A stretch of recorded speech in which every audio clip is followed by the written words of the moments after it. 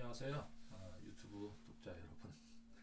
사실 독자 별로 없으시고, 사실은 저는 메가로요스 강사인데 유튜브를 최근에 시작했습니다. 오늘은 의미 있는 변호사 시험이 다음 달이거든요. 그래서 변호사 시험 수험생들에게 일단 급박한 문제인 국제거래법 이해를 위해서 정말 알아야 되는 개념이다 하는 거를 제가 이제 정리해드리고 있습니다. 많은 걸 하지는 않고요. 변호사 시험 정에 뭐 이번 것까지 아니면 한 번 더 정도, 한 세 번 정도 할 생각입니다. 자, 오늘의 주제는 CISG 31조 이하 협약상 인도 의무 및 계약 적합성입니다. 이 국제 거래는 결국은 매도인이 어떤 계약상 약정한 물품을 인도 공급하고 딜리버하는 거죠. 그 다음에 그것이 원래의 계약 조건에 맞는다면, 계약 조건에 부합하다면, 좀 계약에 적합하다면 매수인이 대금을 지급하는 것이 기본 거래의 개념입니다. 그러다 보니 가장 핵심적인 역할이 과연 매도인이 물건을 인도한 것이 계약에 적합했느냐, 이게 핵심 주제가 되고, 사실 요 인도를 중심으로 해서 당사자가 의무를 제대로 이행했는지, 인도는 현실적인 인도 개념을 포함하고 또 그 인도한 물건이 계약에 적합해야 되는 그 두 가지 요건을, 사실 내용이 인도 의무인데, 그거를 핵심 개념으로 해서 만약 그 인도를 이행함에 있어서 위반이 있었다, 아니면 인도한 물건이 계약에 부족하였다 하면 어떻게 될까요? 의무 위반이 되겠죠. 그럼 의무 위반이 되면 어떻게 될까요? 당사자를 구제하는 일이 되죠. 그런데 만약 의무 위반도 아니고 지금 코로나 사태처럼 아니면은 각종 전쟁 상태처럼 이런 금융위기, 그다음에 전쟁위기, 이런 거로 인해서 만약에 인도가 안 되면 어떻게 되냐? 그거는 또 이제 약간 이행기, 그러니까 이행기 전 계약 위반, 바로 저번에 다뤘던 그 문제가 되기도 하고요. 어쨌든 인도의 개념은 협약에서 가장 중요합니다. 그런데 문제는 너무 디테일을 공부하다 보면 기본이 약하다고.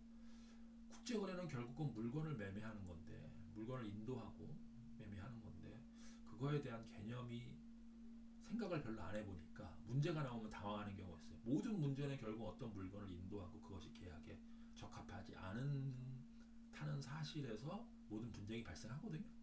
그러니까 모든 문제에는 기본적으로 인도 의무 위반 문제가 생겨요. 그런데 인도 의무 자체가 문제가 잘 이해가 안 되면, 그러니까 깊이가 있는 건 아니에요. 그냥 알면 되는데 좀 뭐라 그럴까, 기초가 약하다고 할까요? 이런 생각을 많이 안 하니까 너무 뒤에 구제 문제만 많이 공부하다 보니까 정작 인도가 어떻게 됐는지를 등한시해서 답안이 약간 형식적이고 너무 이론적이고 아니면은 쓰는 내용이 별로 없고 이렇게 되는 경우가 많아요. 그러면은 이제 국제거래법에서 고소장을 받기는 어려워지죠. 그래서 저는 수업에서 굉장히 실무를 강조하는 스타일인데, 왜 그러냐면 미국법의 전통, 국제거래법의 전통이 그렇고, 또 한 가지는 실무적인 문제가 특히 중요한 쟁점으로 떠오르는 것이 국제거래법이기 때문에 그렇습니다. 자, 이 정도 인도가 얼마나 중요한지 얘기했고, 이제 한번 물어볼게요. 여러분들과 머리 같이 한번 여행을 떠나보시죠. 자, 매도인, 매수인의 의행 의무 쾌갈. 이게 왜 의미가 있느냐 하면, 일단 여러분은 인도 개념을 이해해야 돼요. 두 번째로는 매도인이 의무를 이행했는지 판단 시 그 판단의 근거가 된다는 것을 여러분이 꼭 유념해야 돼요. 의무를 이행했을 때 뭘 의도한 거냐, 결국 물건을 인도해야죠, 그죠? 그리고 그 인도한 물건이 계약에 맞아요. 근데 여러분, 그건 다른 문제 아닌가요? 같은 문제입니다. 왜냐하면 물건을 인도했지만 계약에 부적합해.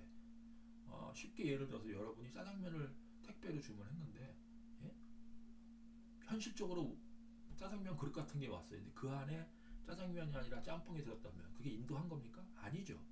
그러니까 결국은 계약, 물질적으로 도착한다는 거와 그 안에 있는 내용물이 계약에서 정한 거와 부합한다는 걸 함께 얘기하는 문제가 인도 의무예요. 인도는 단지 물질적 딜리버리가 아니라 컨포미티, 나중에 배우는데 계약에 적합하냐, 그것까지 포함하는 문제라는 겁니다. 그 다음에 그래서 이제 물품 적합성 문제가 이게 나오는 거예요. 이게 그 유명한 35조, 나중에 그게 본질적 위반이냐 25조의 그 근거가 되는 조항이죠. 이게 또 돼요. 또 인도가 또 왜 중요하냐면 위험 이전이 됐느냐. 36조, 66조에서 협약, 내가 지금 조조 그러는 건 다 협약에서 하는 얘기하는 겁니다. 그래서 의미가 있느냐. 여러분들이 지금 이 강의를 들으시고 이제 변호사 시험 한 달 앞서면 지금 제가 하는 내용들이 그게 그렇게 연결되는구나 이해하실 수 있어야 돼요. 처음 강의하시는 분들에겐 이게 좀 어려울 거예요. 근데 이거는 변호사 시험용 막판 준비용으로 제가 여러분들께 이제 그냥 편하게 들으시되 리마인드 하세요 이런 식으로 하는 거지만 다음에는 이제 CIS 조항별로 쭉 할 생각이 있습니다. 기초부터. 근데 이제 그거는 좀 장기간에 걸친 프로젝트이고 일단은 제가 인도 가장 핵심 개념이 인도가 뭐냐를 하는 거예요. 오늘은 그래픽도 좀 있고 그래서 설명을 좋아질 겁니다. 근데 그에 앞서 자 여러분들께 제가 이걸 물품 인도 관련 CIS 규정을 한번 정리해 봤어요.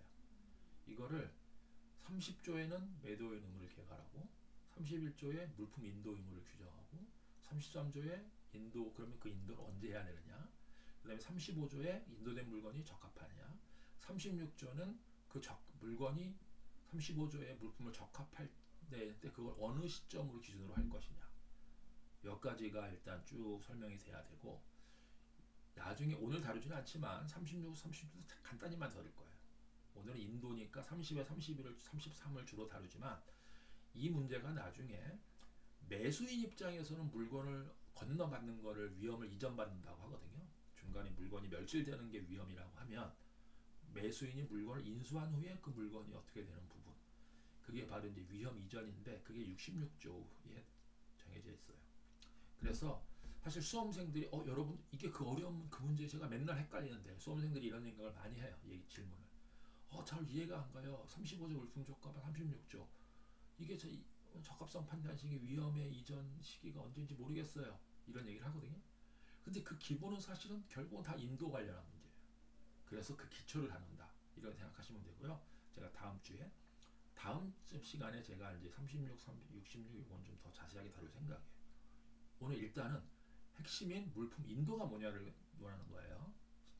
다음 페이지 보겠습니다. 광의라고 제가 볼 때 이 광의의 인도 의무는 물품의 인도, 서류, 물품 관련한 서류 여기서 서류는 뭔 서류가 필요해요? 국내 거래에서는 별로 의미가 없어요. 여러분 택배 받으면 뭐 잠깐 송장 이런 간단히 오잖아요. 그거는 별 의미가 없는데 국제 거래에서는 서류가 굉장히 중요해요. 여러분이 공부한 선화증권 국제 운송을 한 달 동안 하는데 그 운송비도 만만치 않고 또 중간에 보험증권 그 다음에 그 물건 어떤 물건을 보내는지 그 다음에 그거에 대한 대금 청구를 하는 송장 계약서 역할을 하는 경우도 있고요. 이런 서류가 굉장히 중요한데 물건의 인도에 협약상 인도에는 물건과 관련 부대 서류 교부하는 것도 인도의 대상이에요. 그 다음에 또 인도 의무는 아까 제가 얘기했지만 계약에 적합해야 되는 거예요. 근데 계약에 적합하다는 것도 아까 제가 얘기했잖아요. 짜장면 신청했는데 짬뽕이 오면 그건 인도를 했지만 제대로 된 인도를 된 게 아닌 거예요. 그것처럼 계약 적합성도 인도 물품도 적합해야 되고 서류도 적합해야겠죠. 앞에 두 내용이죠. 그 다음에 또 한 가지가 뭐냐면 계약에 적합한 게 상표권 위반이지. 여러분이 수입자인데 물건을 수출자가 보내줬는데 상표법 위반이야. 한국에서 그 상표가 붙으면 안 되는데 그 물건을 받아봤더니 디올이라는 옷을 샀는데 여러분 수입을 했는데 옷에 크리스찬 디올 아니면 구찌 뭐 이런 게 표시되어 있는 거예요. 여러분이 산 거는 그냥 일반적인 의류인데 그런 게 문제가 되겠죠. 그래서 그런 문제. 또 강의은고에서 이제 그걸 계약 적합성이라는 카테고리 밑에 서브 개념이고 그 다음에 이제 많이 출제되지 않지만 소유권 이전한다든지 기타 관련 의무가 또 있습니다. 어찌됐든 이 강의의 인도 의무를 좀 하시고요. 잠깐 막판에서도 광고 하나 할게요. 요 옆에 이렇게 보이는 거 있죠? 요게 제가 지금 현재 기준으로 발간한 새 책입니다. 그래서 요 가장 왼쪽에 있는 게 기본서인 국제거래법. 이 옆에 가운데 있는 게 이제 사례형 기출문제 문제집 쉽게 얘기해서 그다음에 논술식 문제집 그다음에 요게 이제 국거 핵정이라고 핵심 내용 정리. 이렇게 제 책을 필요하신 분마다 자기 공부 수준에 맞게 공부하시면 되겠습니다. 그러면 이제 여러분들께 여러분 저기 법대 수업이 옛날에는 굉장히 한자를 많이 썼잖아요. 그게 개념을 명확히 하는 것처럼 제 수업에서는 영어를 좀 많이 얘기합니다. 왜 그러냐면 국제거래법은 결국 나중에는 현실로 가면은 다 영어로 하게 되고요. 또 이제 영어로 제가 이렇게 설명을 드리면 여러분들이 개념이 더 이해가 잘 되기 때문에, 왜냐면 특이하잖아요. 한자를 보여주는 것처럼 그걸 영어로 보여줄게요. 자, seller, what are the obligation of the seller 할 때 매도인의 의무는 뭐냐? 아까 앞에 한 내용에 인도 의무를 얘기할 때 바로 deliver the goods, 물건을 인도해야 된다. deliver the document, 아까 부대 서류 얘기했죠? 그 다음에 그 물건이 계약에 적합해야 한다. conformity of goods. 자, 해외에서 가르치는 CIS도 이렇게 가르치고 있어요. 그럼 여러분이 이쯤에서 궁금할 거예요. 왜 매도인 얘기만 하세요? 매수인은 국제거래에서 약간 수동적이에요. 물건 받고 돈 주는 거예요. 대부분 원칙이. 돈 먼저 주고 물건 안 합니다. 왜냐면 여러분 만약에 자동차 같은 경우 수입하는데 돈부터 먼저 자동차 한 100대 수입하면서 100대 대금인 만약에 50억을 다 먼저 송금해 줬다? 근데 난 자동차가 안 온다? 잘 그렇게 안 하죠. 먼저 자동차를 50대 정도를 거기서 수출해주고 여기에 도착할 때 그 물건이 제대로 왔는지 검사해보고 뭐 신용장이든 아니면 송금이든 이런 식으로 나중에 송금이든 외상거래가 원래 원칙입니다. 그래서 매수인은 매도인의 의무를 그래서 먼저 공부하고 매도인의 의무가 이행이 되면 그때 매수인은 대금을 지급하겠죠. 근데 여러분이 궁금하실까봐 매수인의 그런 의무는 뭐냐? 뒤에 배우는 것처럼 pay 결사하죠. 대금 지급, accept delivery 또 중요해요. 여기서 딜리버리를 accept 하는 것도 매수인의 의무예요. 왜? 매도인이 물건을 보냈어요. 인도를 했는데 매수인이 도망다녀. 여러분이 말이 안 되죠. 여러분이 택배 안 받으려고 도망다니진 않잖아요. 그런데 국제거래에서는 매수인이 한 달 전에 계약했는데 물건 가격이 엄청 떨어졌어. 그래갖고 다른 곳에서 수입할 수 있어. 그러면 일부러 차일피일 인수를 미루는 경우도 많습니다. 돈을 안 주려고. 그래서 accept delivery가 근데 그거는 법적으로는 말이 안 되는 거예요. 왜냐하면 법적으로는 계약이 있으니 계약에 의해서 의무가 발생하고 그 발생이 뭐예요? 매도인이 물건을 인도하면 매수인은 물건을 인수할, accept delivery 할 의무가 있다는 거죠. 자, 이렇게 이제 한번 컨셉이 이렇다는 걸 여러분께 영어로 표현했고, 그러면 그림으로 한번 볼게요. 제가 가장 좋아하는 그림이 이거예요. 여기서 여러분이 주의해야 될 건 이 별표예요. 국제거래에서 인도라는 개념은 고정적인 게 아닙니다. 여러분이 부산항에서 선적하는 걸 제가 예를 말지만 그게 한 방법일 뿐이지 그것만 올바른 방법은 아닌 거예요. 즉, 이 얘기는 뭐냐면 매도인이 인도한다는 거는 계약에서 매도인과 매수인이 어느 시기에 어느 장소에서 어떠한 방식으로, 그러니까 다음 달에 어디 부산항에서 어떠한 방법으로 배에 실어서 아니면 다음 달에 인천공항에서 비행기에 실어서 이런 식으로 언제 어디서 어떤 방법으로 인도하실 할 것인가를 당사자가 정하는 거예요. 그런데 국제거래에서 만약에 그걸 하나하나 계약서에 다 적으면 여러분 계약서 쓰다가 끝나겠죠. 뭐 물건을 어떻게 보내, 포장은 어떻게, 그래서 어디서, 그래서 국제거래에서는 굉장히 이거를 딱 한마디 하면 되는 거예요. 그죠? 여러분께 딱 한마디만 하면 되는 거예요. 즉, 그걸 인코텀즈라고 하는데, 여기서 보는 것처럼 가장 기본이 되는 건 가운데 선적지에서 하는 거예요. 보통 국제거래는 이 선적을 기준으로 보통 계약이 이루어지거든요. 최근에는 도어투도어 해갖고 이제 도착항까지 보내주는, 아니면 매수인의 영업장소까지 보내주는 게 확대되고 있지만, 옛날에 한 18세기, 19세기 생각해보세요. 만약에 영국의 양모로 된 옷을 만약에 일본 쪽으로 수출한다. 어떻게 했을까요? 리버풀 항구에서 여러분 축구로 유명한 그 리버풀 항구에서 타이타닉이 발행한 그 리버풀 항구에서 물건을 선적한 후에 그 서류를 비해 선전화증권을 받아서 일본으로 보내주면 일본에서 그거를 대금을 결제하겠죠. 약간 그런 것처럼 선적이 기본이긴 해요. 그게 이제 보통 많이 배우는 FOB, CIF고요. 우리가 많이 하는. 그 다음에 도착항 조건이 이제 DDP 뭐 이런 거고요. 그 다음에 이런 경우도 있어요. 아예 만약에 매도인이 물건을 수출이나 수입을 잘 몰라. 그러니까 농부야. 여러분 우리나라에서 만약에 비비고에 들어가는 부추를 어디서 수입을 많이 할까요? 저도 들은 겁니다. 뭐 담당자랑 직접 얘기한 건 아니지만 들은 건 어디서 많이 수입하냐면 중국에서 많이 계약 재배해서 수입해요. 그러면 중국에 그 농부가 만약에 부추 농장이 있다고 생각해보세요. 부추 밭 엄청나게 많이 하는데 그거를 우리나라 이쪽에서 비비고 회사에서 거기까지 가서 구매를 해오지. 그 사람한테 야 저기 산동반도에는 어디까지 물건을 네가 인도해갖고 포장 다 해가지고 그때 배에 올려라. 그러면 농부가 그런 거 열심히 하겠습니까? 열심히 하는 사람도 있죠. 기업농인 경우인데 대부분의 경우 그거보다는 어떻겠어요?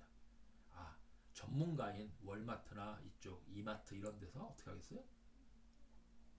현지에 가서 물건을 수매해 오겠죠. 그런 경우를 이제 엑스워크라고 합니다. 엑스워크는 뭐냐면 워크가 뭐냐면 그 공장이란 뜻이에요. 그러니까 워크가 이루어지는 곳 거기서 바로 물건을 받아는 거예요. 그래서 보통 이게 중국에서 만약에 우리나라 수입한다 그러면 중국의 밭이나 공장에서 포장을 해서 트럭을 통해서 한국까지 오고 항구에서 이렇게 선적을 하고 해상 운송을 하고 그때 이제 보험이 들어가겠죠. 그때 운송할 때 FOB나 CIF는 같은 거예요. 다만 매도인이 요 도착하는 공항곳까지의 운송비를 하고 보험료를 주냐 마느냐가 포함이 된 거를 CIF, Insurance Freight Cost 해서 이게 포함된 거고 그래서 그 Transport and Insurance Paid라고 돼 있죠. FOB는 Free on Board 해서 보드, 즉 배 갑판에 올리면 이제 매도인은 책임 끝, free of charge, free of obligation. 그래서 FOB인 거예요. 근데 여러분 또 하나 헷갈려요. 자꾸 이상한 걸 물어보더라고. 근데 이상한 게 아니야. 왜냐면 안 해봤으니까 알면 되는 거예요. 간단한 거 여러분이 모르시더라고. 이게 만약에 선적항이 상하이고 만약에 이 도착항이 부산이라고 생각해 보세요. FOB라고 얘기할 땐 FOB 상하이라고 해요. 왜? 도착항까지 표시를 할 필요가 없어. 그냥 선적 FOB 상하이란 뭐냐면 상하이 항구에서 배에다 실어라 그 얘기예요. 근데 같은 조건이지만 배에다 실지만 물건을 운송을 어디까지 해주고 운송비는 네가 내라 매도인 내라 하는 게 어디냐면은 인천이에요. 그럼 어떻게 해요? CIF 같은 조건이지만 CIF 인천이라고 해요. 왜? 인천까지의 인슈런스와 인천까지의 트랜스포트와 인천까지의 코스트가 표시될 거 아니에요. 그죠? 그래서 FOB 상하이와 FOB 인천은 결국은 같은 항로예요. 근데 뒤에 붙는 게 다르죠. 왜냐면 FOB에는 선적항이 붙는 거고 CIF는 도착항이 붙어요. 하지만 여기서 정말 헷갈리지 마실 거. 위험은 언제 이전할까요? 아까 뭐라고 그랬어요? 선적지라고 그랬죠. 희한한 게 FOB 인천 상하이나 CIF 부산이나 아니 인천이겠죠? CIF 인천이라 위험 이전하는 건 둘 다 상하이예요. 여러분들이 이걸 헷갈려해요. 이게 헷갈리면 막 이제 헤매는 거예요. 근데 이제 변호사 시험에 사실 그게 설명을 해주긴 해주거든요. 근데 여러분들이 머릿속 설명을 해줘도 그냥 까먹는 거죠. 읽어봐도. 그래서 여러분 이거 조심하시고요.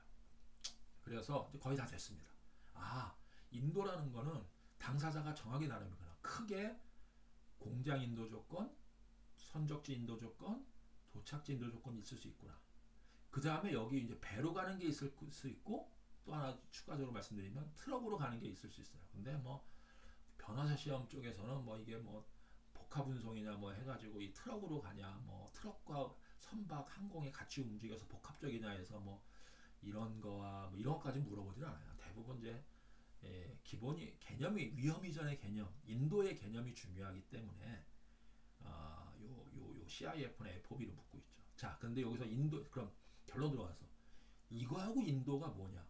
자, 만약에 우리가 선적지 조건으로 했다면 요 상하이 항구라고 하면 이게 어디에? 인도 장소는 상하이죠. 위험의 이전 장소는 상하이죠. 그 얘기는 뭐예요? 만약에 기계류를 수입하기로 했어요. 그러면 중국 공장에서 기계를 해서 여기 선적할 때에 그 기계가 10대가 필요했고 엔진이 10개였어요. 그러면 할 때 BL에 엔진 10개 아니면 엔진이 표시 안 되는 경우도 있어요. 컨테이너에 포함되어 있으면 아니면 컨테이너 10개 아니면 뭐 그런 표시가 되고 뭐 큰 문제 없이 선적됐다. 그런 표시의 BL만 있으면 되는 거죠. 그러면 여러분 그 다음에 물품의 명세는 그때 보통 송장에 표시되죠. 선화증권 BR에는 간단하게 표시되는 거예요. 그래서 그거는 이제 아주 실무적인 건데 뭐 별로 그렇게 그게 뭐 큰 대세에 영향을 미치는 거. 어찌 됐든 인도라는 건 결국은 뭐예요? 상하이 만약에 중국 어디서 할 때 인도라는 거는 특정단 개념이 아니라 당사자가 정해서 시기와 장소를 정할 수 있구나. 시기는 어떻게 정해요? 뭐 다음 달 며칠까지 상하이 항구에서 보낸다. 푸동 항구에서 보낸다. 뭐 그런 걸 정하면 되겠죠. 그 다음에 35조 나중에 관련이 되는 거. 요 인도 될 때, 자 물건이 계약에 적합해야 되는 건 언제쯤이에요? 그러면 만약에 FOB다. 상하이 항구에서 물건을 선적할 때 멀쩡하면 되는 거예요. 계약에 적합하면 되는 거예요. 35조. 만약에 인천 가에 도착해서 저기 영종도 들어오다가 거기에 배에서 불이 나서 만약에 이 물건이 상했어. 그러면 이거는 매도인은 계약에 위반한 건가요? 아닌가요? 아니라는 거죠. 왜? 상하이에서 계약에 적합하게 인도했으면 끝난 거예요. 그때 인도로 인해 갖고 위험이 이전하고 36조로 이전하고 그 다음에 만약에 여기서 발생하는 물건 화재로 인해 갖고 물건이 멸실됐다. 이걸 위험이라고 하는데 멸실 리스크 오브 로스라고 해요. 리스크 오브 로스. 그때 그러면 그 책임은 누가 져요? 책임이 아닌데 사실은 그걸 부담을 누가 해요? 책임은 약간 과실적인 개념이고 부담은 과실과 상관없는 거죠. 매수인이 부담한다는 거. 왜? 이미 당사자 간에 야 여기까지는 매도인 네가 하고 여기까지 할 때 이쪽 왼쪽은 매도인 네가 하고 이 위에는 매수인 내가 할게라고 당사자가 정한 거란 말이에요.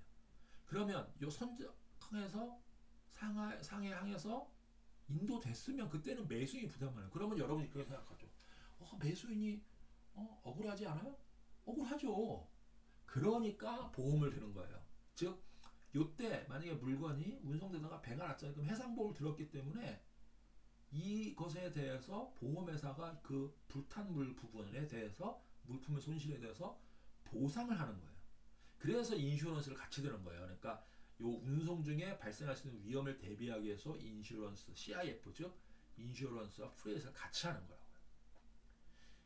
그 다음에 또 하나의 문제가 발생했죠. 또 이 그림에서 많은 문제가 있어요. 여기 만약 영종도 오다가 갑자기 중국과 우리나라가 전쟁 상태에 도입했어. 아니면 대만하고 전쟁이 나왔고 배가 오다가 돌아갔어. 그러면 누구 책임이에요? 매도인은 벌써 계약이 이행한 거죠. 매수인은 물건 받지 못했죠. 이런 위험이 있는 거죠. 이게 바로 불가항력적인 일인 거죠.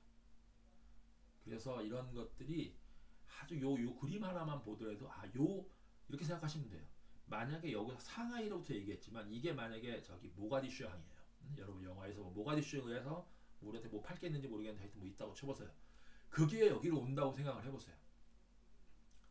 그때 발생할 수 있는 많은 일들이 생기겠죠. 그죠? 그때의 핵심 개념은 뭘까요? 어느 한 시점을 정하는 거예요.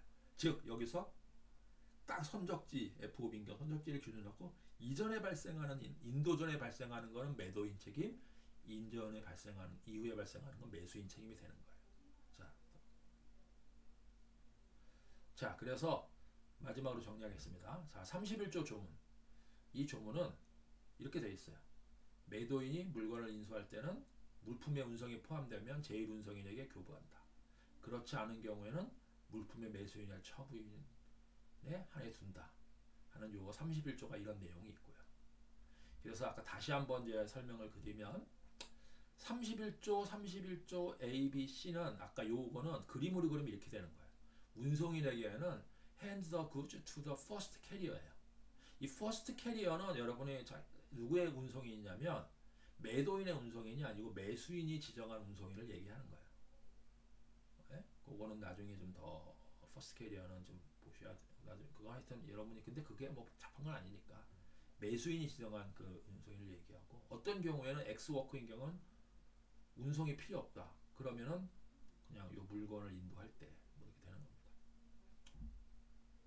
자 여기까지 공부했고요. 좀 길어졌습니다. 제가 보니까 10분이 잘 안 되네. 원 포인트인데 좀 길었는데 그냥 여러분 머리 뭐 제가 외우라고 할 건 없잖아요. 그러니까 이런 설명이구나 그냥 머릿속에 이해하시고 그리고 이제 시험장 가서 이제 여러분의 상상력과 이제 기억력을 발휘하셔갖고 할 것도 없어요. 이해해내면 외울 거 없습니다.